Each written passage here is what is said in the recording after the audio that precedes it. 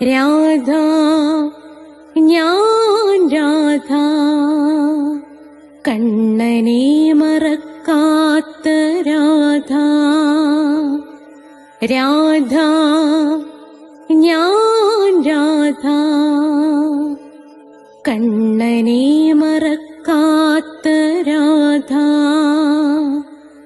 വൃന്ദാവനം നീ മറന്നോ, മധുരയെ നീ മറന്നോ. വൃന്ദാവനം നീ മറന്നോ, മധുരയെ നീ മറന്നോ. രാധയെ നീ മറന്നോ, കണ്ണാ പൈക്കളെ നീ മറന്നോ. രാധയെ നീ മറന്നോ, കണ്ണാ പൈക്കളെ നീ മറന്നോ. രാധ രാധ രാധ രാധ മറന്നിട്ടും മറക്കാത്ത രാധ. മറന്നിട്ടും മറക്കാത്ത രാധ. രാധേ രാധേ രാധേ രാധേ മറന്നിട്ടും മറക്കാത്ത രാധ. മറന്നിട്ടും മറക്കാത്ത രാധ.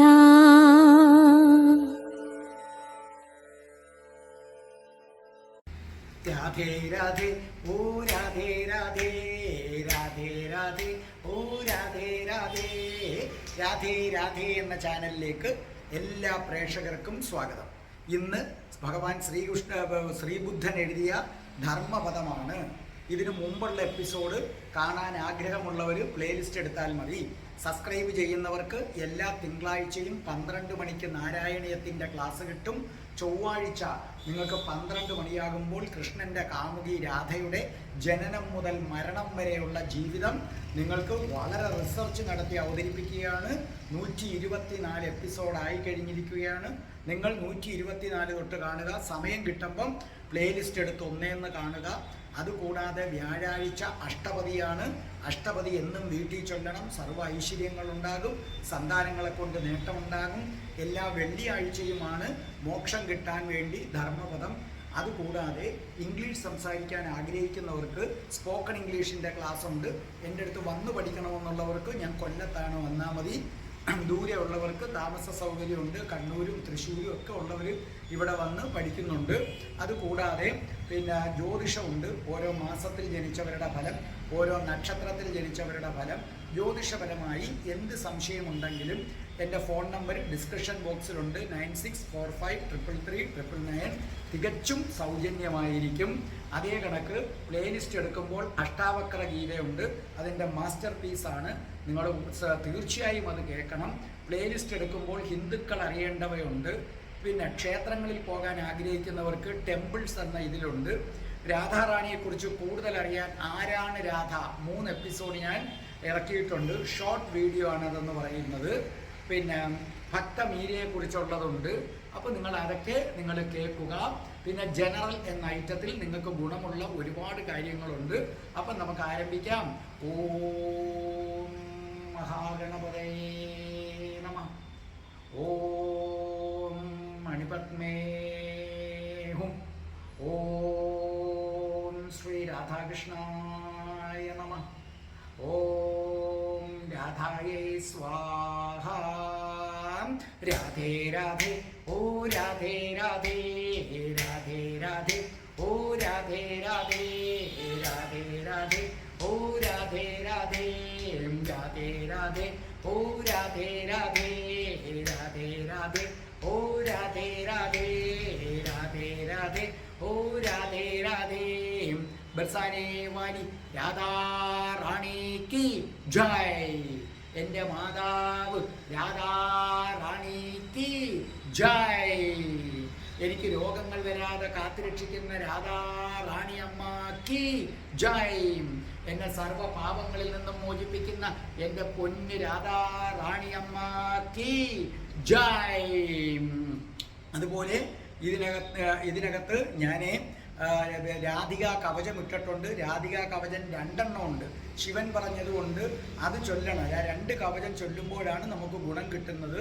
അത് ഞാൻ പഠിപ്പിച്ചിട്ടുണ്ട്, ഓരോ പദവും എടുത്ത്. പിന്നെ നമ്മുടെ കൃഷ്ണപ്രിയ അത് പാടി അതിനകത്ത് ഇട്ടിട്ടുണ്ട്. പിന്നെ രാധാ സഹസ്രനാമം 1 പദം ജപിച്ചാൽ എന്ന വീഡിയോ നിങ്ങൾ കാണണം. അതേ കണക്ക് തന്നെ രാധയെ പൂജിച്ചാൽ, ഇത് രണ്ടും പ്ലേലിസ്റ്റ് എടുത്താൽ രാധയുടെ പ്രണയത്തിനകത്ത് നിങ്ങൾക്ക് കിട്ടുന്നതാണ്. അപ്പോൾ നമുക്ക് തുടങ്ങാം. അപ്പോൾ നോക്കൂ, ഇന്നത്തെ ദിവസം സാക്ഷാൽ പിന്നെ ധർമ്മപദത്തിൽ ശ്രീബുദ്ധൻ പറയുന്ന ആ സൂത്രം എന്താണെന്ന് നിങ്ങൾ കേട്ടുള്ളൂ. ആ സൂത്രം എന്താണെന്ന് കേട്ടിട്ട് നിങ്ങളെ ഞാനത് പഠിപ്പിക്കുന്നതാണ്. വളരെ പ്രയോജനമുള്ള സൂത്രമാണത്. നമുക്ക് ഇന്നത്തെ ബുദ്ധന്റെ സൂത്രം നമുക്കൊന്ന് നോക്കാം. നിങ്ങൾ മഞ്ഞ ഇല പോലെയാണ്, നിങ്ങൾ മഞ്ഞ ഇല പോലെയാണ്, മരണദൂതന്മാരേറെ അടുത്തെത്തിക്കഴിഞ്ഞു, മരണദൂതന്മാരേറെ അടുത്തെത്തിക്കഴിഞ്ഞു. നിങ്ങൾ ഒരുപാട് ദൂരം സഞ്ചരിക്കേണ്ടിയിരിക്കുന്നു. നിങ്ങളെന്താണ് കൂടെ കൊണ്ടുപോകുന്നത്? നിങ്ങളെന്താണ് കൂടെ കൊണ്ടുപോകുന്നത്?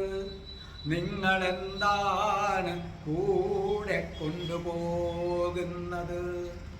You are the life, the messengers of death are at hand. You are to travel far away. What will you take with you? What will you take with you? What will you take with you? അപ്പോൾ നിങ്ങൾ ആ സൂത്രം കേട്ട് കഴിഞ്ഞല്ലോ അല്ലേ? അപ്പോൾ ബുദ്ധൻ പറഞ്ഞിരിക്കുന്നത് ഇതാണ്, നിങ്ങളോട് പറയുകയാണ്. രാധേ രാധേ പ്രേക്ഷകരെ, നിങ്ങൾ മാത്രമല്ല, ഈ പ്രപഞ്ചത്തിൽ ജനിച്ചവരെല്ലാം മഞ്ഞ ഇല പോലെയാണ്. അതെന്തുകൊണ്ടാണെന്ന് പറയാം. മരണദൂതന്മാർ ഏറെ അടുത്തെത്തിക്കഴിഞ്ഞു. നിങ്ങൾക്കിനി ഒരുപാട് ദൂരം സഞ്ചരിക്കേണ്ടിയിരിക്കുന്നു. അത് മരിച്ചു കഴിഞ്ഞുള്ള സഞ്ചാരത്തെക്കുറിച്ചാണ് ബുദ്ധദേവൻ പറയുന്നത്. നിങ്ങൾ എന്താണ് കൂടെ കൊണ്ടുപോകുന്നത്? നിങ്ങൾ മഞ്ഞ ഇലയാണ്, പഴുത്തിരിക്കുക, എപ്പോൾ വേണമെങ്കിലും വീഴാം. മരണദൂതന്മാര് അടുത്തെത്തിക്കഴിഞ്ഞു. മരിച്ചു കഴിഞ്ഞാൽ ഒത്തിരി ദൂരം സഞ്ചരിക്കണം. ആ ദൂരം സഞ്ചരിക്കണമെങ്കിൽ നിങ്ങൾ ഇവിടുന്ന് ഒരു ദീർഘയാത്രയ്ക്ക് പോകുന്നു. യാത്രയ്ക്ക് പോകുമ്പോൾ നമ്മുടെ കയ്യിൽ എന്തെങ്കിലുമൊക്കെ വേണ്ടേ?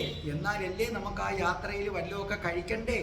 അതുപോലെ ബുദ്ധൻ പറയുന്നു, നിങ്ങൾ മരിച്ചു കഴിഞ്ഞാൽ ഒരു ദീർഘയാത്രയ്ക്ക് നിങ്ങൾ പുറപ്പെടും. ആ യാത്രയിൽ നിങ്ങൾ എന്താണ് കൂടെ കൊണ്ടുപോകാൻ പോകുന്നതെന്നാണ് ചോദ്യം.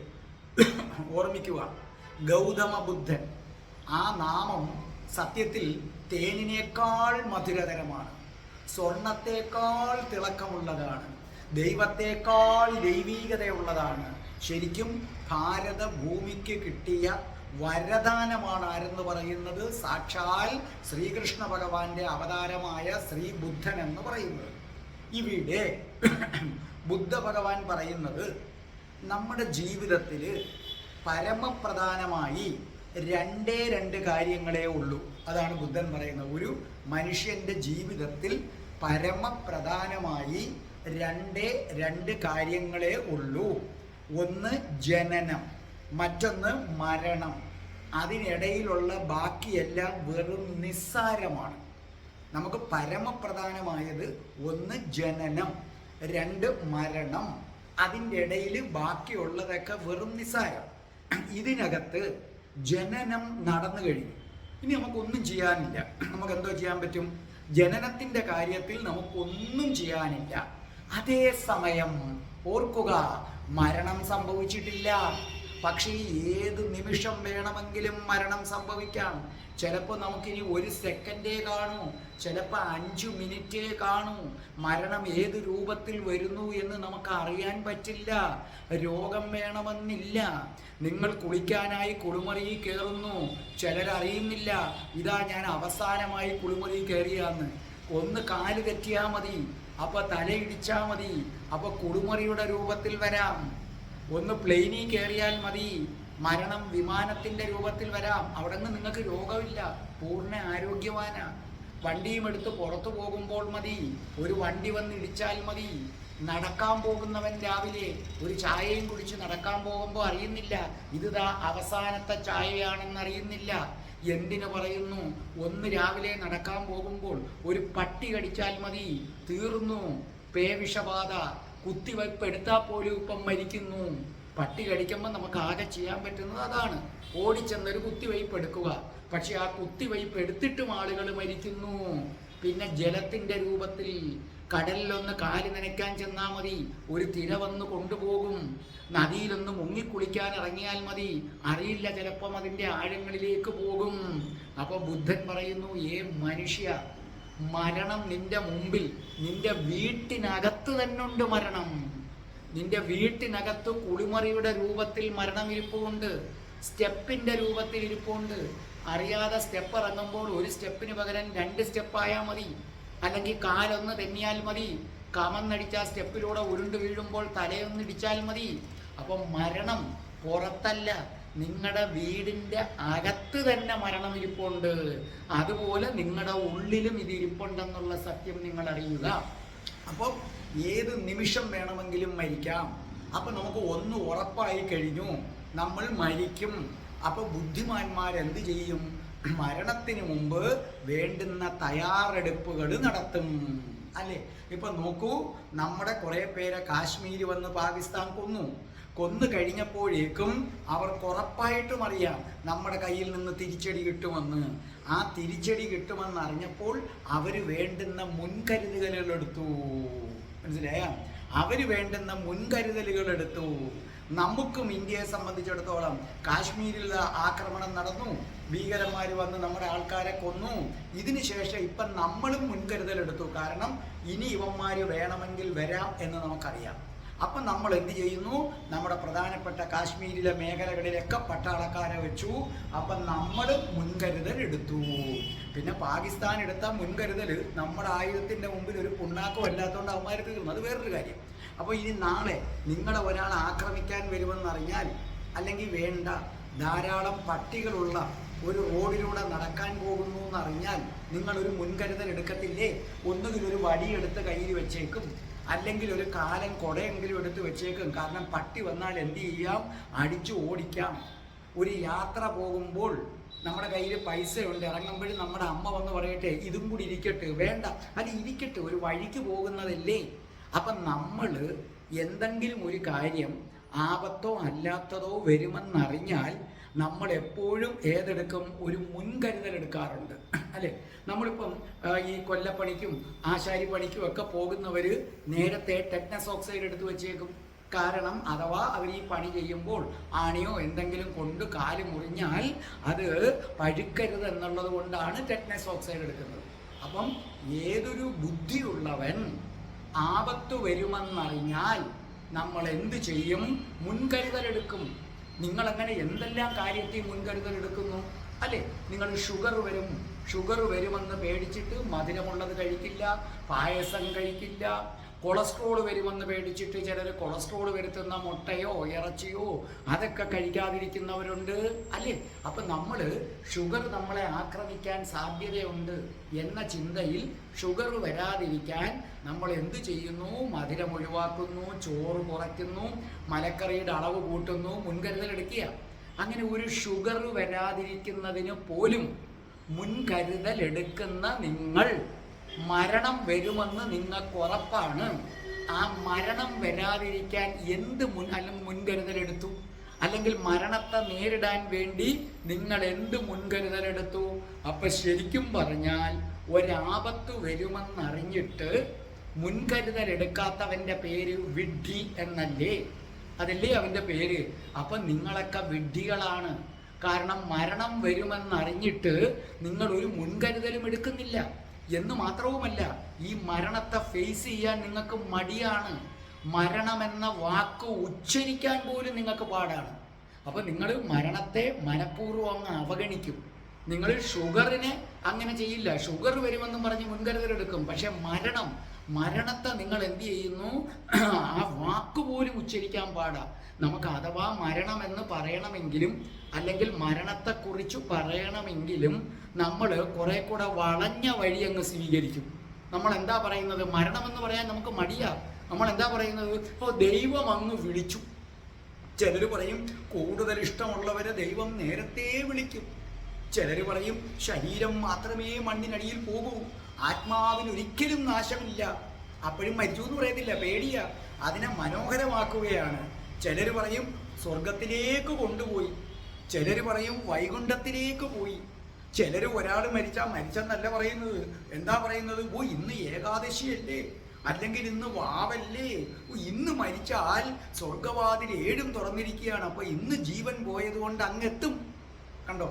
മരണത്തെ അതിൻ്റെ യഥാർത്ഥ മുഖം കണ്ടെത്താൻ ശ്രമിക്കാതെ വളഞ്ഞ വഴിയിലൂടെ മരണമെന്ന ചിന്തയെപ്പോലും അകറ്റി നിർത്തി അതിനെ വെള്ളപൂശി മനോഹരമാക്കാൻ ശ്രമിക്കുകയാണ്. ഇതൊന്നും അല്ല.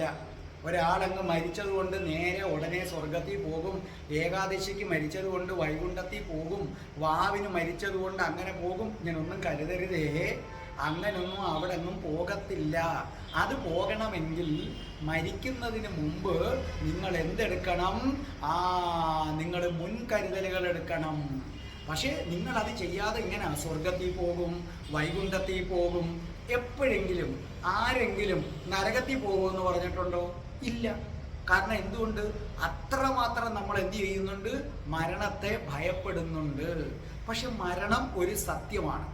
തനിക്ക് ബോധോദയം കിട്ടിയതിന് ശേഷം 42 വർഷക്കാലം തുടർച്ചയായിട്ട് ശ്രീബുദ്ധൻ രാവിലെയും വൈകുന്നേരവും രാത്രിയും എല്ലാം ഈ 42 വർഷം ഒരേ ഒരു കാര്യം മാത്രമാണ് ഊന്നിപ്പറയുന്നത്, മരണത്തെക്കുറിച്ച്. അതുകൊണ്ട് തന്നെ ബുദ്ധൻ്റെ ധർമ്മപദത്തിലെ പല സൂത്രങ്ങളിലും ആവർത്തനമുണ്ട്. ആവർത്തനം വരും. ഇത് വിവർത്തനം ചെയ്യാൻ പോയ ഫ്രഞ്ചുകാരൊക്കെ അമ്പരന്ന് പോയി. കാരണം ഒരേ കാര്യം പലവട്ടമുണ്ട്. എന്തുകൊണ്ട്? ചിലത് ഒരു വട്ടം കേട്ടാലും മനുഷ്യന് മനസ്സിലാകില്ല, കുറെ കഴിഞ്ഞ് അതങ്ങ് പോകും. അപ്പൊ നിരവധി തവണ അടിച്ച് ശ്രീബുദ്ധൻ ഉറപ്പിക്കുകയാണ്. ബുദ്ധൻ 42 വർഷം ബോധോദയം കിട്ടി, 42 വർഷം ശ്രീബുദ്ധൻ സംസാരിച്ചു കൊണ്ടിരുന്നത് മരണത്തെക്കുറിച്ചാണ്. കാരണം ഇനി നമുക്ക് എന്തെങ്കിലും ചെയ്യാൻ കഴിയുന്ന ഒരേ ഒരു സാധനം മരണമാണ്. അപ്പോൾ പറയുകയാണ്, നിനക്ക് മോക്ഷത്തിലേക്ക് പോകണമെങ്കിൽ ജനനത്തിൻ്റെ കാര്യത്തിൽ ഒന്നും ചെയ്യാനില്ല. ഇനി നിനക്ക് എന്തെങ്കിലും ചെയ്യാനുണ്ടെങ്കിൽ അതേതാണ്? മരണത്തിൻ്റെ കാര്യത്തിലാണ്. അപ്പോൾ ബുദ്ധൻ പറയുന്നു, നിങ്ങൾ മഞ്ഞ ഇല പോലെയാണ്. എന്താ മഞ്ഞ ഇലയുടെ പ്രത്യേകത? പഴുത്തിരിക്കുകയാണ്, ഏത് നിമിഷം വേണമെങ്കിലും അടർന്നു വീഴാം. അതുപോലെ നമ്മൾ ഏത് നിമിഷം വേണമെങ്കിലും നിലംപതിക്കാം. മരണം വന്നു കഴിഞ്ഞാൽ നിങ്ങൾ അതുവരെ നേടിയതെല്ലാം ഉപേക്ഷിക്കേണ്ടി വരും. കുടുംബത്തെ, പണത്തെ, അധികാരത്തെ, അന്തസ്സിനെ, കാറിനെ, സുഹൃത്തുക്കളെ, മക്കളെ, ഭാര്യയെ, ഭർത്താവിനെ, സകലതും നിങ്ങൾ ഉപേക്ഷിച്ച് ഒറ്റയാനായി യാത്ര ചെയ്യേണ്ടി വരും. നിങ്ങൾക്ക് ഒറ്റയ്ക്ക് യാത്ര ചെയ്യേണ്ടി വരും. എന്തിനു പറയുന്നു? മരിച്ചു കഴിഞ്ഞുള്ള നിങ്ങളുടെ യാത്രയിൽ നിങ്ങളുടെ ശരീരം പോലും കൂടെ വരുന്നില്ല. അതും മാത്രമല്ല, ആലോചിച്ചു നോക്കെ, മരിച്ചു കഴിഞ്ഞുള്ള നിങ്ങളുടെ യാത്രയിൽ നിങ്ങളുടെ മുഖം എന്തെന്ന് പോലും നിങ്ങൾക്കറിയാൻ വയ്യ. കാരണം ജീവിച്ചിരിക്കുമ്പോൾ പോലും സ്വന്തം മുഖം കണ്ടിട്ടുള്ളവരാരുണ്ട്? ജീവിച്ചിരിക്കുമ്പോൾ പോലും സ്വന്തം മുഖം കണ്ടിട്ടുള്ള ഒരാളെങ്കിലും ഉണ്ടോ? ഇല്ല. നിങ്ങൾ നിങ്ങളുടെ മുഖം കാണുന്നത് പ്രതിബിംബത്തിലൂടെയാണ്. കണ്ണാടിയിലെ പ്രതിബിംബത്തിലൂടെ മാത്രമേ നിങ്ങളുടെ മുഖം കണ്ടിട്ടുള്ളൂ. അപ്പൊ ജീവിച്ചിരിക്കുമ്പോൾ പോലും യഥാർത്ഥത്തിൽ നമ്മുടെ മുഖം കണ്ടിട്ടില്ല. അപ്പൊ ശ്രീബുദ്ധൻ പറയുകയാണ്, ഹേ മനുഷ്യ, മരിച്ചു കഴിഞ്ഞൊരു നീണ്ട യാത്ര നീ പോവുകയാണ്. അന്ന് നീ ഒറ്റയാനാണ്. നീ ഇവിടെ സമ്പാദിച്ചു കൂട്ടിയ പണമില്ല, കുടുംബമില്ല, സ്വത്തുക്കളില്ല, ബന്ധുക്കളില്ല, എന്തിനേറെ നീ ബ്യൂട്ടി പാർലറിലൊക്കെ പോയി തേച്ചു മിനുക്കി അല്ലേ, അത് ചെയ്ത് ഫേഷ്യൽ ചെയ്ത് എല്ലാം റെഡിയാക്കിയ ശരീരം പോലും കൂടെ വരത്തില്ല. നിനക്ക് നിന്റെ മുഖമെന്ത്, നിന്റെ രൂപം എന്തെന്ന് പോലും അറിയാൻ വയ്യ. ഹേ മനുഷ്യ, ജീവിച്ചിരിക്കുമ്പോൾ പോലും നീ നിന്റെ മുഖം കണ്ടിട്ടില്ല, നേരിട്ട് കണ്ടിട്ടില്ല, കണ്ണാടിയിലെ പ്രതിബിംബത്തിലൂടെ മാത്രമേ കണ്ടിട്ടുള്ളൂ.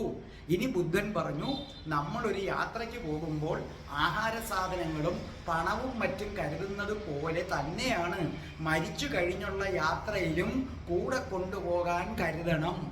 അത് ജീവിച്ചിരിക്കുമ്പോൾ നേടുന്നത് മാത്രമേ കൂടെ കൊണ്ടുപോകാൻ കഴിയൂ. അപ്പൊ ജീവിച്ചിരിക്കുമ്പോൾ നേടുന്ന ഏത് കാര്യമാണ് മരണത്തിനപ്പുറം നമുക്ക് കൊണ്ടുപോകാൻ പറ്റുന്നത്? അപ്പൊ ബുദ്ധൻ പറയുന്നു, നിങ്ങൾ ജീവിച്ചിരിക്കുമ്പോൾ നേടുന്ന ഒരു കാര്യം, ആ ഒരു കാര്യം നിങ്ങൾക്ക് കൂടെ കൊണ്ടുപോകാൻ പറ്റും. അതിൻ്റെ പേരാണ് ധ്യാനം. ധ്യാനം എന്ന് പറഞ്ഞാൽ നിങ്ങൾ ചെയ്യുന്ന മെഡിറ്റേഷൻ അല്ല ബുദ്ധൻ ഉദ്ദേശിക്കുന്നത്, അതിന് വേറെ അർത്ഥമുണ്ട്. ആ ധ്യാനം എങ്ങനെ നേടിയെടുക്കാമെന്ന് പറഞ്ഞു തരാം. അപ്പോൾ ബുദ്ധൻ പറഞ്ഞു, മരിച്ചു കഴിഞ്ഞാൽ നിങ്ങൾക്ക് കൊണ്ടുപോകാൻ പറ്റുന്ന ഒരേ ഒരു സാധനം ധ്യാനം മാത്രമാണ്. ബാക്കി ഈ ലോകം മുഴുവൻ കീഴടക്കിയാലും ഒന്നും കൊണ്ടുപോകാൻ പറ്റില്ല. നിങ്ങൾ പാഴായ കാര്യത്തിന് വേണ്ടിയാണ്. മരിച്ചു കഴിഞ്ഞ് നിങ്ങൾക്ക് എന്ത് കൂടെ കൊണ്ടുപോകാൻ പറ്റും, അതിനെ മാത്രമേ ധനം എന്ന് വിളിക്കാവൂ, അല്ലേ? അലക്സാണ്ടർ ചക്രവർത്തി തൻ്റെ കിടക്കയിൽ കണ്ണുനീരിങ്ങനെ പൊഴിക്കുകയാണ്. അപ്പോൾ അദ്ദേഹത്തിൻ്റെ വൈദ്യന്മാർ വന്നിട്ട് പറഞ്ഞു, അങ്ങ് ധീരനല്ലേ, ധീരനായ അങ്ങ് എന്തിനാണ് കരയുന്നത്? അപ്പോൾ പറഞ്ഞു, നിങ്ങൾ പറഞ്ഞു 24 മണിക്കൂറേ ഉള്ളെന്ന്. പക്ഷേ എനിക്ക് എൻ്റെ അമ്മയെ ഞാൻ തിരിച്ചു ചെന്ന് കാണാമെന്ന് വാക്ക് കൊടുത്തിട്ടുണ്ട്. പക്ഷെ അമ്മയുടെ അടുത്ത് എത്താൻ 48 മണിക്കൂർ. ഞാൻ ഇതുവരെ നേടിയ രാജ്യം മുഴുവൻ തരാം, എനിക്കൊരു 24 മണിക്കൂറും കൂടെ. അപ്പോൾ വൈദ്യന്മാർ പറഞ്ഞു, ഈ 24 മണിക്കൂർ തന്നെ അങ്ങ് ജീവിച്ചിരിക്കുമെന്നറിയില്ല. കൃത്യം 6 മണിക്കൂർ കഴിഞ്ഞപ്പോൾ ആര് മരിക്കുന്നു? അലക്സാണ്ടർ ചക്രവർത്തി. പക്ഷേ മരിക്കുന്നതിന് മുമ്പ് അദ്ദേഹം പറഞ്ഞ കാര്യം എല്ലാവർക്കും അറിയാം, എൻ്റെ 2 കൈകളും പുറത്തേക്കിടുക. അത് നിങ്ങൾക്ക് വേണ്ടിയാ പറഞ്ഞത്. ഈ രാധേ രാധേ ചാനൽ കണ്ടുകൊണ്ടിരിക്കുന്നവരും കാണാത്തവരും ഇനി വരുന്ന തലമുറകൾക്കും വേണ്ടിയാണ് പറഞ്ഞത്. നോക്കൂ, അലക്സാണ്ടർ എന്ന ഞാൻ പമ്പര വിഡ്ഢിയാകുന്നു. ഈ പ്രപഞ്ചം മുഴുവനും കീഴടക്കിയാൽ എല്ലാമായി എന്ന് ഞാൻ കരുതി. ഞാൻ ഈ ലോകം മുഴുവനും കീഴടക്കി. ആ കീഴടക്കിയ ഞാൻ ഇതാ തിരിച്ചു പോകുന്നത് ഒരു മണ്ണ് പോലും എടുക്കാൻ പറ്റാതെയാണ്. അപ്പൊ എൻ്റെ ജീവിതം ഒരു പ്രയോജനവുമില്ലാത്ത കാര്യത്തിന് വേണ്ടി പാഴാക്കുകയായിരുന്നു എന്ന് ജനമറിയട്ടെ. ദേ നോക്കൂ, വിഡ്ഢിയായ അലക്സാണ്ടർ ശൂന്യമായ കൈയുമായി ഒരു ഭിക്ഷക്കാരനെ പോലെ പോവുകയാണ്. മരിച്ചു കഴിഞ്ഞുള്ള ഈ യാത്രയിൽ എനിക്ക് കൊണ്ടുപോകാൻ ഒന്നുമില്ല. ജീവിച്ചിരുന്നപ്പോൾ ഡയോജനസിസ് പലതവണ പറഞ്ഞതാണ് എന്നോട്, അതേ അലക്സാണ്ടർ ചക്രവർത്തി, നിങ്ങൾ ഈ ലോകം മുഴുവൻ കീഴടക്കിയാലും നിങ്ങൾക്കിതൊന്നും പറ്റില്ല, നിങ്ങൾ അപ്പോഴും തൃപ്തനാകില്ല എന്ന് പറഞ്ഞതാണ് ഡയോജനസ്. ഞാൻ കേട്ടില്ല. അപ്പൊ ഇത് നമുക്കുള്ള സന്ദേശമാണ്. ലോകം മുഴുവൻ കീഴടക്കിയ അലക്സാണ്ടർ പോലും വെറും കൈയോടെയാണ് തിരിച്ചു പോകുന്നതെങ്കിൽ നിങ്ങളുടെ ഓരോരുത്തരുടെയും കാര്യമോ? അപ്പോൾ ഇവിടെ ബുദ്ധൻ പറയുന്നു, മരിച്ചു കഴിഞ്ഞുള്ള യാത്രയിൽ ഒരെണ്ണം കൊണ്ടുപോകാം, അതിനുവേണ്ടി നിങ്ങൾ ശ്രമിക്കും. അല്ലാതെ കൊണ്ടുപോകാൻ പറ്റാത്ത ഈ പാഴ്കാര്യങ്ങൾക്ക് വേണ്ടി സമയം ചെലവഴിക്കാതെ. പിന്നെ കുടുംബമുണ്ട്, അവർക്ക് പോറ്റാൻ വേണ്ടത് മാത്രമേ നമ്മൾ ഉണ്ടാക്കി കൊടുക്കുക. അപ്പോഴും നിങ്ങൾ ചിന്തിക്കുക, എനിക്ക് വേണ്ട ധനം ഇതല്ല, എനിക്ക് വേണ്ടത് ധ്യാനമാണ്. ഇനി എന്താണ് ധ്യാനം? അതിനെക്കുറിച്ചാണ് ബുദ്ധൻ പറയാൻ പോകുന്നത്.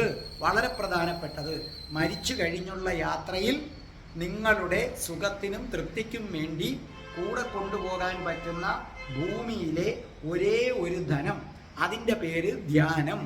എന്തിനെയാണ് ബുദ്ധൻ ധ്യാനമെന്ന് വിളിക്കുന്നത്? മെഡിറ്റേഷനെ അല്ല. ധ്യാനം എന്നതിന് നിങ്ങൾ ആരും ഉദ്ദേശിക്കുന്ന അർത്ഥമല്ല ബുദ്ധൻ പറയുന്നത്. ശ്രദ്ധിച്ചു കേൾക്കുക. മരിച്ചു കഴിയുമ്പോൾ നമുക്ക് കൂടെ കൊണ്ടുപോകാൻ പറ്റുന്ന ഒരേ ഒരു സാധനം ധ്യാനമാണെന്ന് ബുദ്ധൻ പറയുന്നു. ആ ധ്യാനം എന്താണ്, അതെങ്ങനെ നേടിയെടുക്കാമെന്നാണ് ബുദ്ധൻ പറയുന്നത്. ശ്രദ്ധിച്ചു കേട്ടോളണം. ഇതാണ് അവസാന നിമിഷം, ഇനി അടുത്ത സെക്കൻഡിൽ ഞാനില്ല എന്ന രീതിയിൽ പെരുമാറുക. നമ്പർ 1. ഇതാണ് എൻ്റെ അവസാനത്തെ നിമിഷം. ഇതിനി അടുത്ത സെക്കൻഡിൽ ആരില്ല, ഞാനില്ല എന്ന രീതിയിൽ പെരുമാറുക. നിങ്ങൾ പരീക്ഷിക്കാൻ വേണ്ടി ചെയ്തോ, ആ നിമിഷം നിങ്ങളുടെ മനസ്സ് ശുദ്ധമാകും. നിങ്ങളൊന്ന് ആലോചിച്ച് നോക്കേ. നിങ്ങൾ ഹോസ്പിറ്റലിൽ ചെല്ലുന്നു, ഡോക്ടർ പറയുന്നു ഇനി 3 മാസത്തിൽ കൂടുതൽ നിങ്ങൾ ജീവിച്ചിരിക്കില്ല, ഏതാണ്ട് അടുത്ത് പോയി എന്ന് പറഞ്ഞാൽ ആ ഹോസ്പിറ്റലിൽ നിന്ന് പുറത്തിറങ്ങുന്ന നിങ്ങൾ ഇതിനു മുമ്പുള്ള നിങ്ങളായിരിക്കില്ല.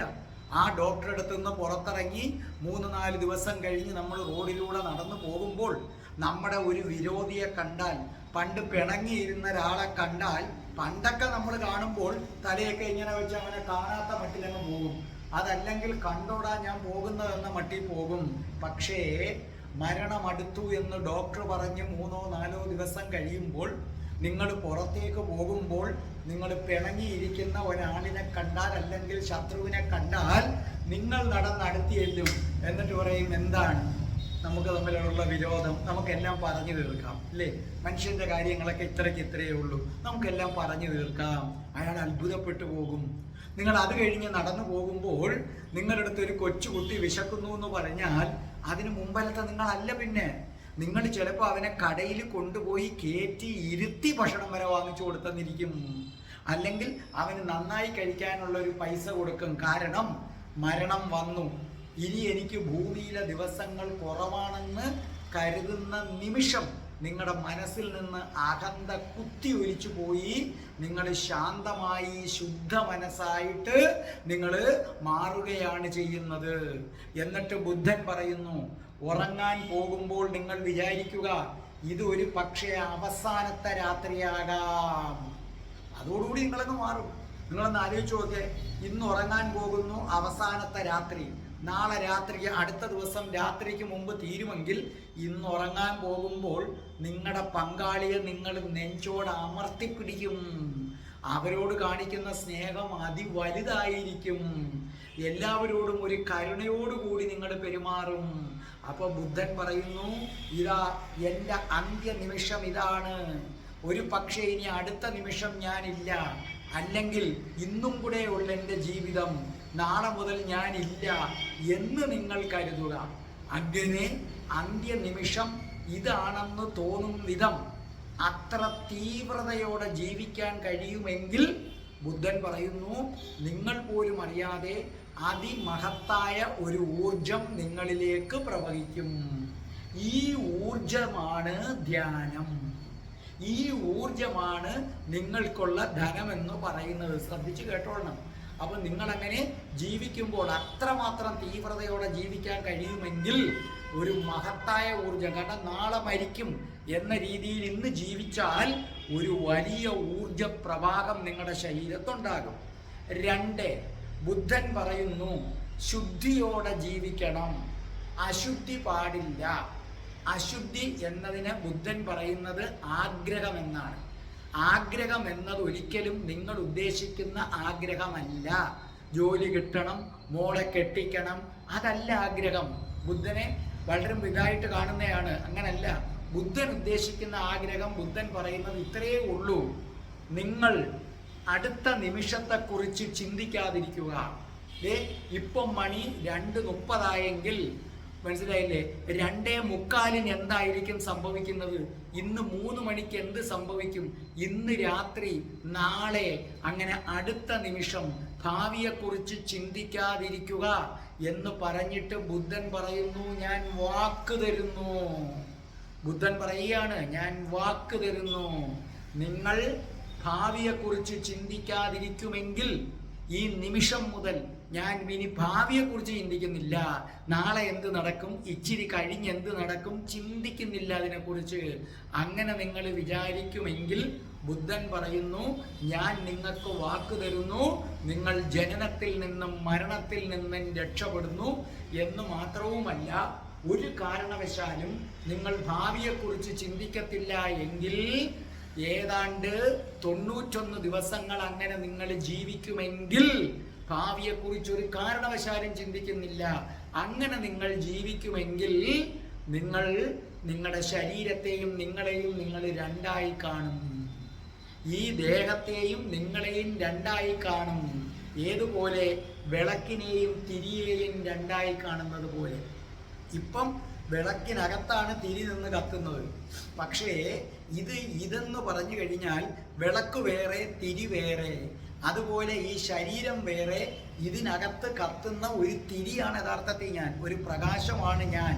അപ്പോൾ ഭാവിയെക്കുറിച്ച് ചിന്തിക്കത്തില്ല എന്ന് വിചാരിച്ചാൽ മതി. ആ നിമിഷം നിങ്ങളുടെ ആഗ്രഹങ്ങളെല്ലാം അടങ്ങിയിരിക്കും. വളരെ ശ്രദ്ധിക്കുക. ബുദ്ധൻ പറഞ്ഞ 2 കാര്യങ്ങൾ. ഒന്നാമത്തെ കാര്യം എന്ന് പറഞ്ഞാൽ ഒന്നാമത് ബുദ്ധൻ പറഞ്ഞത് ഇതാണ് അവസാന നിമിഷം. ഇപ്പം മണി 12:25 ഒരുപക്ഷെ ഇന്നെൻ്റെ ലാസ്റ്റ് ഡേ, ഇന്നത്തോടെ എല്ലാം തീരുന്നു. അങ്ങനെ ജീവിക്കുക. രണ്ടാമത്തത് ഇന്നൊരു പ്രതിജ്ഞ എടുത്തേ, ഇനി ഞാൻ ഭാവിയെക്കുറിച്ച് ചിന്തിക്കത്തില്ല. നിങ്ങൾ ഈ വീഡിയോ കേൾക്കുന്നത് ഉച്ചയ്ക്ക് 12 മണിക്കാണെങ്കിൽ നിങ്ങൾ വിചാരിക്കുക, ഇന്ന് 12:30 എന്ത് നടക്കും, 1 മണിക്ക് എന്ത് നടക്കും, നാളെ എന്ത് നടക്കും. ഈ ചിന്ത എനിക്ക് ഇന്ന് തൊട്ടില്ല. അങ്ങനെ കരുതുന്ന നിമിഷം നിങ്ങളിൽ ആഗ്രഹങ്ങൾ കുറയുകയും 30 ദിവസങ്ങളൊക്കെ കഴിയുമ്പം ആഗ്രഹങ്ങൾ തീരെ ഇല്ലാതാവുകയും ചെയ്യും. അത് കഴിയുമ്പോൾ നിങ്ങളുടെ ശരീരത്തൊരു ഊർജം പ്രവഹിക്കും. ഈ ഊർജത്തെയാണ് ബുദ്ധൻ ധ്യാനമെന്ന് പറയുന്നത്. മരിച്ചു കഴിയുമ്പോൾ നിങ്ങളുടെ ശരീരത്തിൽ നിന്ന് ഈ ഊർജം നിങ്ങളോടൊപ്പം പുറത്തു വരും. മരിച്ചു കഴിഞ്ഞാൽ ഒരു നീണ്ട യാത്രയാണെന്നാണ് ബുദ്ധൻ പറയുന്നത്. ആ യാത്രയിൽ ഈ ഊർജമാണ് നിങ്ങളെ കൃത്യമായി നയിച്ച് മോക്ഷത്തിൻ്റെ പദത്തിലേക്ക് എത്തിക്കുകയും ജനന മരണ ചക്രത്തിൽ നിന്ന് മോചിപ്പിക്കുകയും ചെയ്യും. അപ്പോൾ ബുദ്ധൻ പറഞ്ഞ 2 കാര്യം ഇതാണ്. മരണത്തിന് വേണ്ടി എടുക്കുന്ന മുൻകരുതലുകൾ. ജനനം നമുക്കൊന്നും ചെയ്യാൻ പറ്റത്തില്ല, മരണം അടുത്തു വരുന്നു. അതിന് വേണ്ടുന്ന മുൻകരുതൽ ഇതാണ്. 1, ഇന്നത്തെ ദിവസത്തോടെ ഞാൻ തീർന്നു. അതായത് അടുത്ത നിമിഷം ഞാനില്ല എന്ന് ബുദ്ധൻ പറയും. പക്ഷെ നമുക്ക് അത്രയും വികാസം മനസ്സ് പ്രാപിച്ചിട്ടില്ലാത്തതുകൊണ്ട് ഇന്ന് എൻ്റെ ലാസ്റ്റ് ഡേ, നാളെ ഞാൻ കാണത്തില്ല എന്ന് പറഞ്ഞ് പെരുമാറുക. അന്ന് രാത്രി ഉറങ്ങാൻ പോകുമ്പോൾ ഒരുപക്ഷെ ഇത് ലാസ്റ്റ് രാത്രി ആയിരിക്കാം എന്ന് വിചാരിച്ചുകൊണ്ട് പോവുക. 2, ഭാവിയെക്കുറിച്ച് ചിന്തിക്കത്തതേയില്ലെന്ന് വിചാരിക്കുക. അതോടുകൂടി നിങ്ങളുടെ ഉള്ളിലേക്കൊരു ഊർജം വരും. ആ ഊർജത്തിന് ബുദ്ധൻ വിളിക്കുന്ന പേര് ധ്യാനം. ബുദ്ധൻ പറയുന്നു ഇതാണ് ധനം. മരിക്കുമ്പോൾ കൊണ്ടുപോകാൻ കഴിയാത്ത ഒന്നും ധനമല്ല. മരിക്കുമ്പോൾ കൊണ്ടുപോകാൻ കഴിയുന്നത് മാത്രമാണ് ധനം. അതുകൊണ്ട് ഈ ഊർജം മരിച്ചു കഴിഞ്ഞാൽ നിങ്ങളോടൊപ്പം വരികയും നിങ്ങളുടെ മോക്ഷപദത്തിൽ എത്തിക്കുകയും ചെയ്യും.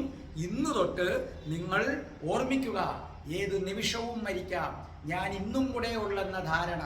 ഇനി ഭാവിയെക്കുറിച്ച് ചിന്തിക്കാതിരിക്കുക. നിശ്ചയമായും നിങ്ങൾ മോക്ഷപദത്തിൽ എത്തിയിരിക്കും. രാധേ രാധേ, ഓ രാധേ രാധേ, രാധേ രാധേ, ഓ രാധേ രാധേ, രാധേ രാധേ, ഓ രാധേ രാധേ, രാധേ രാധേ, ഓ രാധേ രാധേ, രാധേ രാധേ, ഓ രാധേ രാധേ, രാധേ രാധേ, ഓ രാധേ രാധേ. ഓം ശ്രീം ഹ്രീം ക്ലീം ഐം രം രാസേശ്വരി രാധികായേ സ്വാഹ.